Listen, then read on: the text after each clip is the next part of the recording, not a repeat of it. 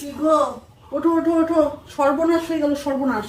কি আবার হইল? এই দেখো, কি সকাল সকাল চা চাও, আমি সকাল সকাল একটু এটা সেটা করি, ছেলের বৌমা দেখো ছেলেকে বলতেছে আলাদা ফ্ল্যাট নিবে। তাই নাকি? তাহলে ছেলেকে এত বড় করে কি লাভটা হইলো আমার? থাকবে না আমাদের সঙ্গে? এই জন্য বলি, দেখে শুনে ভালো করে মেনে নিয়ে আসতে হয়। ওঠো তো তুমি, ওরা কিন্তু থাকবে না আমাদের সঙ্গে।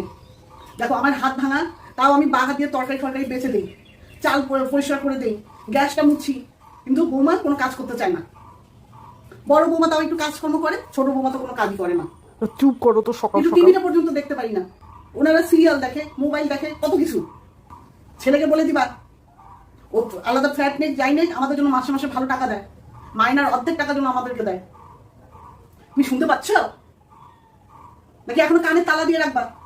ওরা বলে সামনের মাসে চলে যাবে, ওদের বলে ফ্ল্যাট দেখা হয়ে গেছে 2 BHK। কোথায় যাবে? ওই যে বৌমার বলে বাপের বাড়ি ওইখানে যাবে। খুব তো ছেলে ছেলে ছেলে ছেলে করো, দেখো ছেলে ছেলে বৌমা থাকবে না। কে দেখবে আমাদেরকে বুড়া বয়সে?